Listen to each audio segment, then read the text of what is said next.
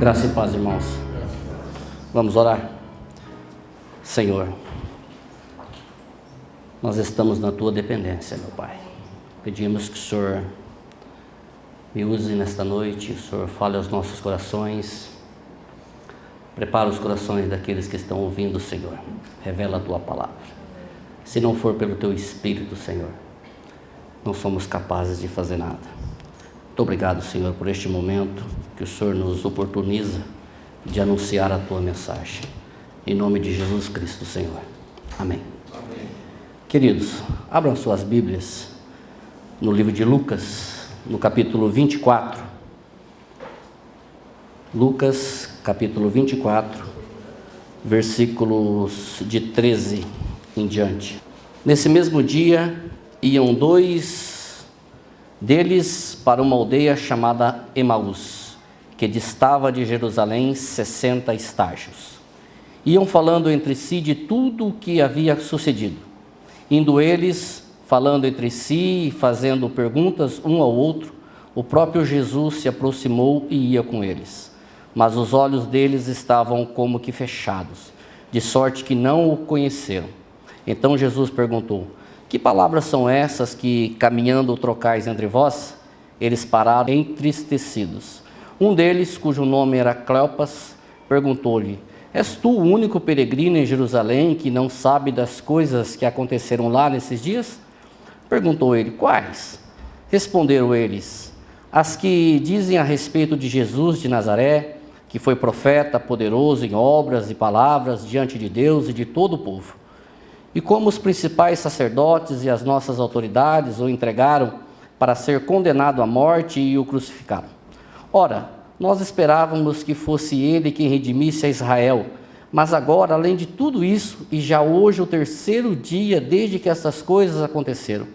É verdade que algumas mulheres de nosso meio nos surpreenderam, foram de madrugada ao sepulcro, mas não acharam o corpo dele, voltaram dizendo que tinha sido uma visão de anjos, que dizem estar ele vivo.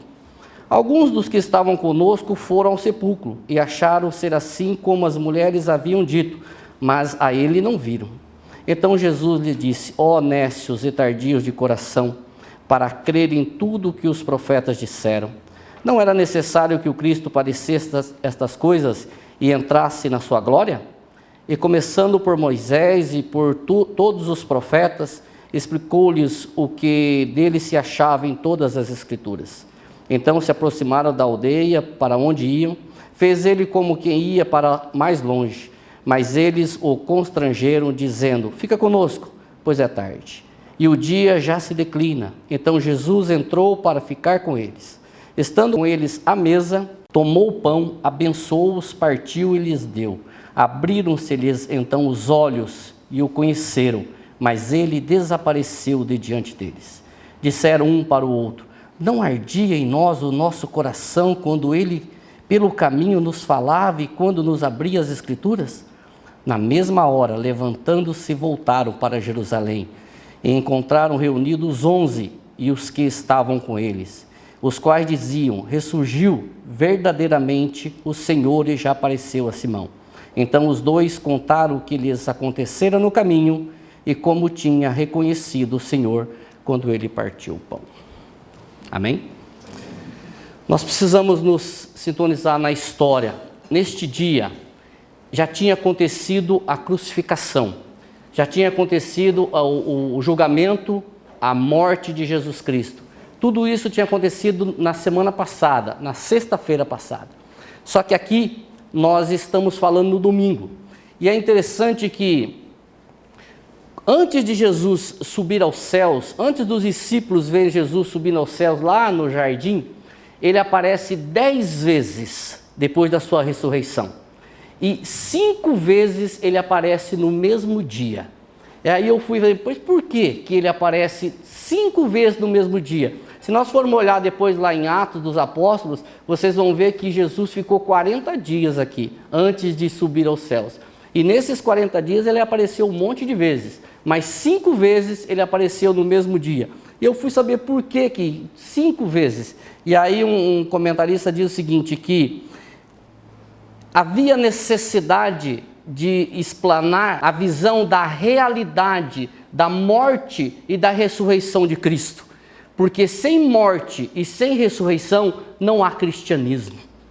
Sem Jesus ter morrido e sem Jesus ter ressuscitado, não tem cristianismo. O cristianismo parte do princípio de que Jesus morreu e ressuscitou, e nós morremos e ressuscitamos com ele. Sem morte e ressurreição, não há cristianismo. E é interessante que, nesse texto, nós temos 2 discípulos que iam para uma cidade chamada Emaús, uma aldeia chamada Emaús. E a Bíblia diz em 60 estágios. 60 estágios dá aproximadamente 11 a 12 quilômetros. E eles caminhavam. Esses discípulos, eles não faziam parte dos 12 discípulos. Um deles, se você olhar na tua Bíblia, aí, chama Cleopas e fala de um companheiro dele. Outros livros falam aqui o nome desse companheiro, que poderia ser Maria, a esposa de Cleopas, mas não tem nada na Bíblia que fala sobre isso. Eles não faziam parte dos 12 discípulos, possivelmente faziam parte daqueles 70, mas o certo é que Jesus apareceu para eles no caminho de Emaús e caminhava com eles.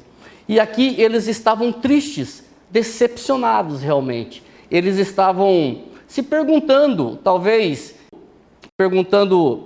o que tinha acontecido, porque havia uma expectativa em cima de Jesus Cristo. Eles talvez dissessem assim: poxa, nós colocamos todas as nossas fichas nele, nós esperávamos muito mais dele, nós caminhamos com ele. As suas expectativas haviam sido frustradas. As perguntas que eles faziam um para o outro, nós não sabemos quais foram, mas com certeza eram perguntas a respeito do que tinha acontecido com Jesus Cristo, de sexta-feira até o domingo. E aí no versículo 18 diz assim, um deles, cujo nome era Cleopas, perguntou-lhes: és tu o único peregrino em Jerusalém que não sabes das coisas que aconteceram lá? Por que ele pergunta isso? Porque Jesus se aproxima deles e diz o seguinte: olha, o que vocês estão falando? Do que vocês estão tratando? Que conversa é essa? Aí ele diz assim: vem cá, você não sabe do que está acontecendo, não? Você não lê jornal? Você não vê televisão? Entendeu? Você não tá vendo o que aconteceu em Jerusalém, sexta-feira, sábado e hoje? Você é um peregrino, um viajante? Você não percebe o que aconteceu? Aí Jesus diz assim: quais coisas? Fala para mim, refresca aqui a minha memória, me conta o que foi que aconteceu. Por que Jesus não simplesmente chega para eles e diz: olha, vocês não estão vendo que eu sou Cristo? Vocês não estão vendo que eu estou aqui, eu ressuscitei? Mas Jesus pergunta para eles: quais coisas que aconteceram? O que vocês estão falando? E sem saber que eles estavam diante do Mestre, eles não eram os únicos que não tinham reconhecido Jesus. Se você pegar o livro, você vai ver que quando Jesus ressuscitou, Maria, ela confundiu Jesus com o quê? Com o jardineiro. Ela também não reconheceu Jesus. Um pouco mais para frente, lá no mar de Tiberíades, alguns discípulos também não o reconheceram. E outras situações que eles não reconheceram, os próprios 11, quando Jesus, após ter aparecido para os discípulos no caminho de Emaús, apareceram para os 11 discípulos, o que eles falaram? Puxa, nós estamos vendo um fantasma. Aí Jesus diz: não, peraí, vocês não estão vendo um fantasma, sou eu. Aí eles se renderam a Jesus. Mas ele pergunta o seguinte: quais coisas? Do que vocês estão falando? Talvez eles estivessem falando das pessoas que Jesus curou, no período que ele esteve com eles. Talvez ele estivesse falando das pessoas da multiplicação dos pães e dos peixes. Não está escrito isso, mas nós temos que levar em consideração que eram 11 quilômetros ou 12 quilômetros e não tinha carro com ar-condicionado, era no chinelo, entendeu? Era a pezão. Então 12 quilômetros, daqui em Biporã mais ou menos, para você ir a pé, dá para você conversar bastante coisas. Também não sabemos em que altura deste caminho Jesus se aproximou deles, mas com certeza a conversa foi longa. Talvez ele falasse o quê? Da bronca que Jesus dava nos fariseus. Talvez ele estivesse falando das pessoas que Jesus expulsou demônios. Talvez ele estivesse falando de quando Jesus curou aquelas pessoas que estavam com lepra e tudo mais. O certo é que eles contaram para Jesus todas as coisas que tinham acontecido. E aqui é interessante que Jesus ouvia, né? De uma forma muito paciente, Jesus ouvia o que esses discípulos estavam fazendo. A decepção deles não era só por isso. A decepção deles também era porque eles pensavam, eles tinham nos seus corações, eles tinham essa visão que Jesus, da mesma forma que Moisés libertou o povo do cativeiro egípcio. Abre a sua Bíblia aí em Êxodo 3,15, diz assim: disse Deus mais a Moisés: assim dirás aos filhos de Israel: o Senhor Deus de vossos pais, o Deus de Abraão, o Deus de Isaque e o Deus de Jacó, me enviou a vós. Este é meu nome eternamente, e este é meu memorial de geração em geração. Eles tinham conhecimento disso. Da mesma forma que Moisés foi enviado por Deus para livrar o povo da escravidão egípcia, eles tinham em Jesus aquele que ia livrá-los do domínio de Roma, dos romanos. E eles esperavam isso nele.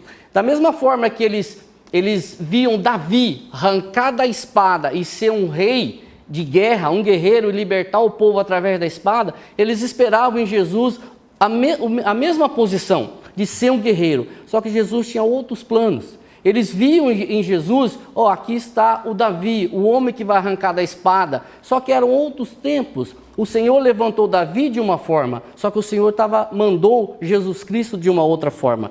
Pega aí o versículo 21. Nós esperávamos que fosse Ele que redimisse a Israel.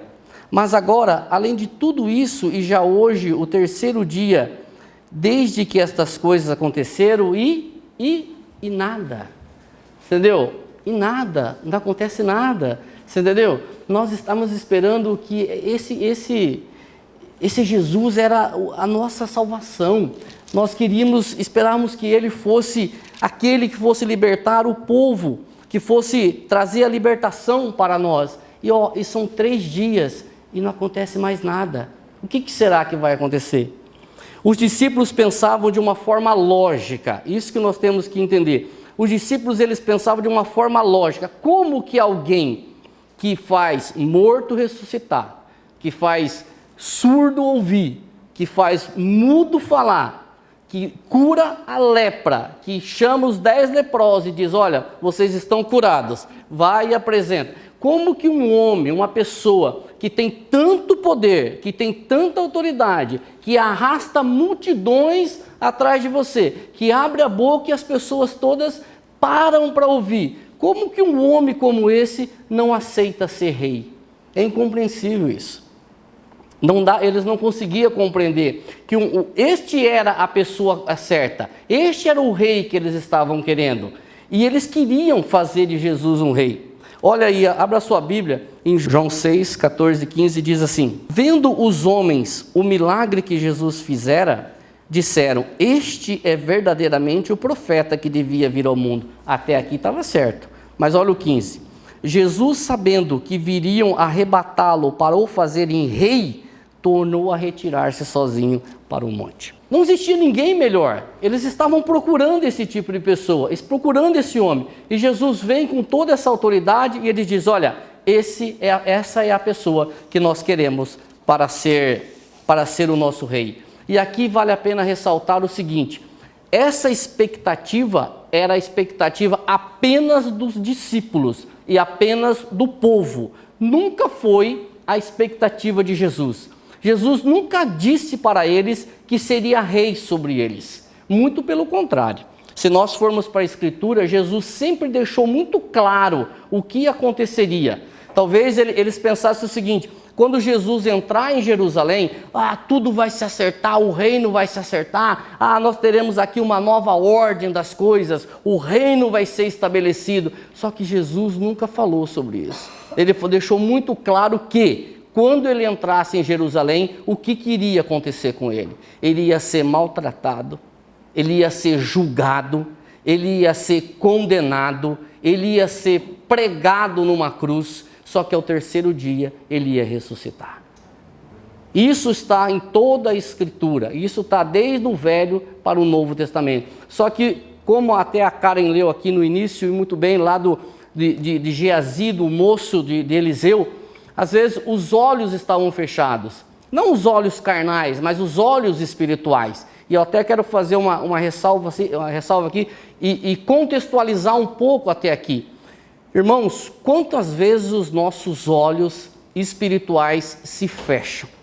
Quantas vezes nós damos mais importância aos problemas do que àquele que resolve os problemas? Nós nos focamos no problema, nós ficamos lá na sexta-feira, lá na crucificação, e nós esquecemos que nós já passamos do domingo da ressurreição. Nós esquecemos que aquele que resolve o problema, aquele que foi crucificado, ele já foi ressuscitado, e ele vive, e ele está para... Existe até uma história daquelas pegadas na areia, acho que todo mundo já ouviu e já viu, que existem duas pegadas e de repente a pessoa está com um problema e ela olha para trás e vê só uma pegada. Ela diz: Senhor, quando eu estava com os maiores problemas, o Senhor me abandonou. Ele diz: não, quando você estava com seus maiores problemas, eu te carregava no colo. Por isso que tinha uma pegada só, você estava no meu colo. Então é bem por aí, mas muitas vezes os nossos olhos se fecham para isso. E os nossos olhos se abrem para os problemas. Aqui, esses dois discípulos, eles estavam focados aonde? Focados na situação passada, focados no problema acontecido, focados naquilo, mas aquele, nossa, olha que decepção, que tristeza, as nossas fichas estavam todas colocadas em Jesus, e agora ele morreu. E aí o que acontece? Uns se calam, outros vão pescar, outros praguejam, outros acham que a história acabou. Só que a história estava apenas começando. A única coroa que Jesus aceitou ser colocada na cabeça dele foi uma coroa de espinho. Essa foi a única coroa que Jesus aceitou, porque ele não é um rei terreno, é um rei de Jerusalém celestial, o nosso rei, que hoje está sentado à destra do Todo-Poderoso. Irmãos, Jesus era um homem de paz, disposto a servir a qualquer um, pastor que se importava com os pobres, amava sem condenar. Abra sua Bíblia comigo em João 8:7, por favor. Como insistissem na pergunta, ele se endireitou e disse: aquele que dentre vós está sem pecado, seja o primeiro a lhe atirar uma pedra. E ainda o versículo 10 e 11. Jesus endireitou-se e disse: mulher, onde estão eles? Ninguém te condenou? Respondeu ela: ninguém, Senhor. Disse Jesus: nem eu também te condeno. Vai e não peques mais. Todo mundo conhece essa história da mulher que foi pega em adultério e aqueles que queriam apedrejá-la, e Jesus dá essa palavra aqui, ó: quem não tem pecado, atira a primeira pedra. Todo mundo foi, cada um para o seu lado, e aí ele fala para ela: olha, cadê aqueles que te condenam? Ah, não sei, Senhor. Então eu também não vou te condenar. Por isso que eu digo aqui, ele amava sem condenar.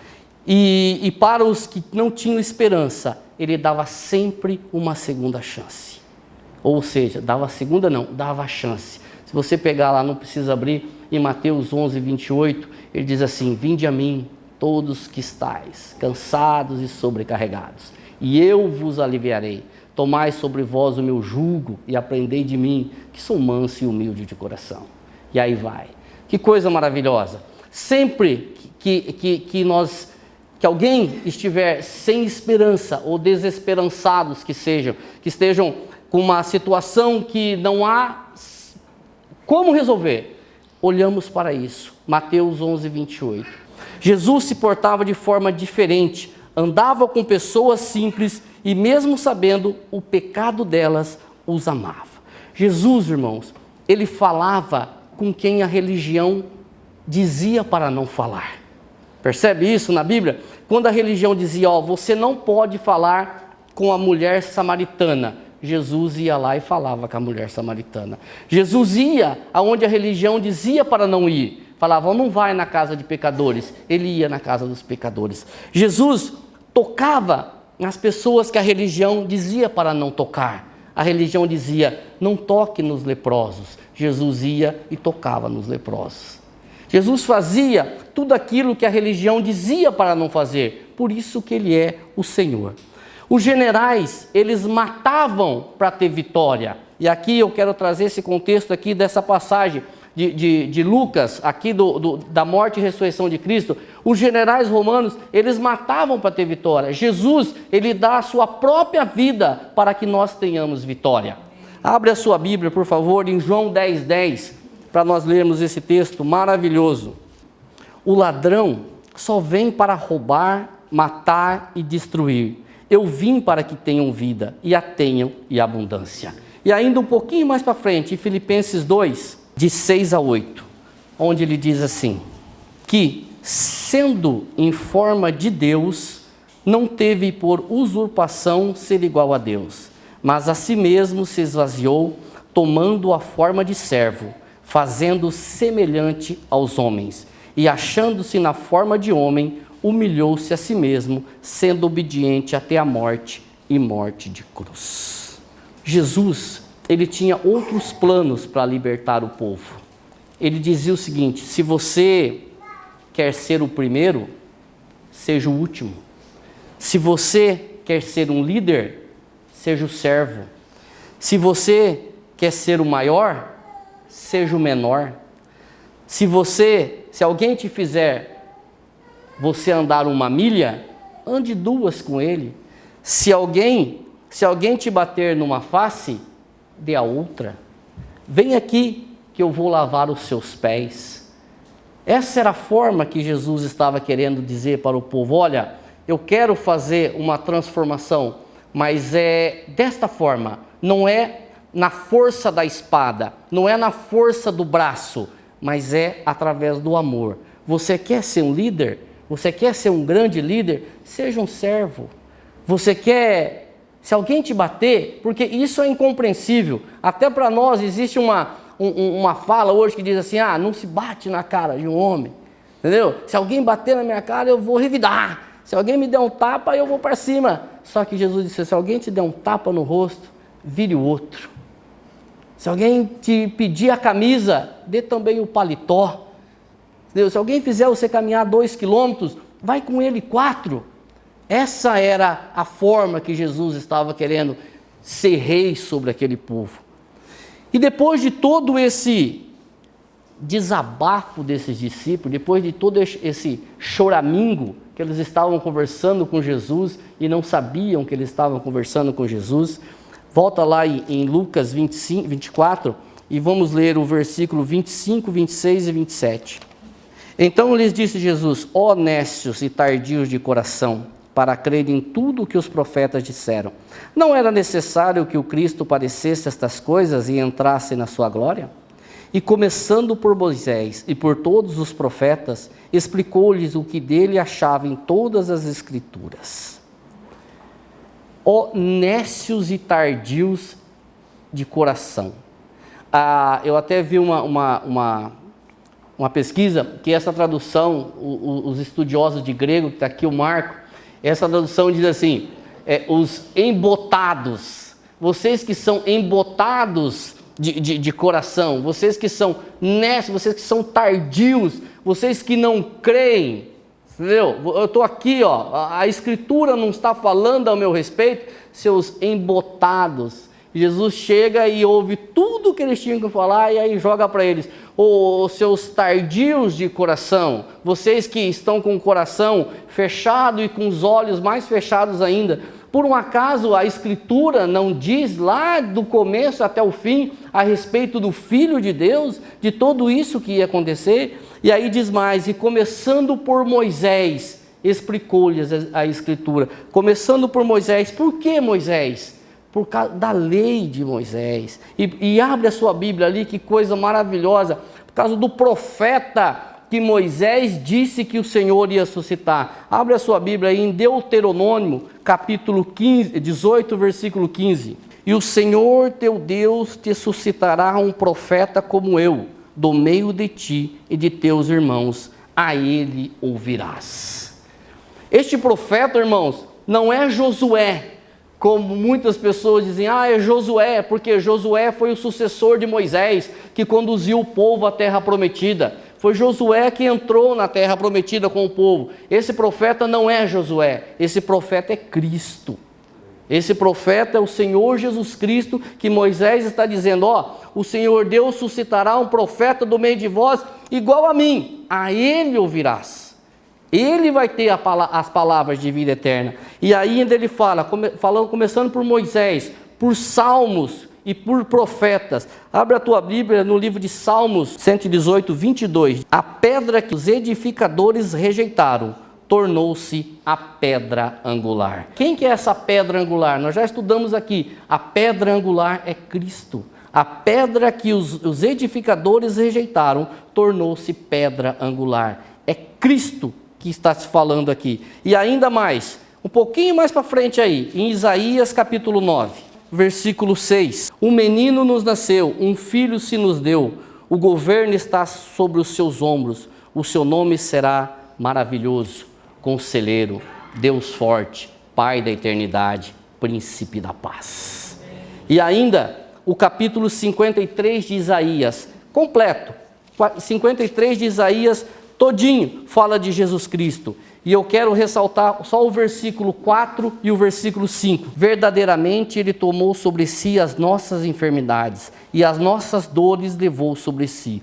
Contudo, nós o consideramos como aflito, ferido de Deus e oprimido. Mas ele foi ferido pelas nossas transgressões e moído pelas nossas iniquidades. O castigo que nos traz a paz estava sobre ele, e pelas suas pisaduras nós fomos sarados. Tem diversas passagens, diversas. Se você pegar lá no Velho, lá na lei, se você pegar nos profetas, se você pegar nos salmos, tem diversas passagens. E é interessante que aqui, eu estava estudando, quando Jesus ele fala, lá de Moisés ele vem falando a Escritura sobre quem que ele vem falando a Escritura? Sobre ele. E aí eu digo, o que há na Escritura para nós estudarmos? Cristo. Porque ele não falou de mais nada. Quando ele abriu as Escrituras, ele falou dele. Olha, está falando isso, do Filho de Deus. Então o que há na Escritura para nós estudarmos? Do Filho de Deus, de Cristo. Os olhos dos discípulos estavam fechados, porque, irmãos, eles estavam com os seus olhos voltados para sexta-feira, como eu já disse. Os olhos deles o pensamento deles ainda estavam na sexta-feira. Ainda eles estavam ruminando tudo aquilo que tinha acontecido na sexta-feira. O castigo, o julgamento, o sofrimento e a crucificação.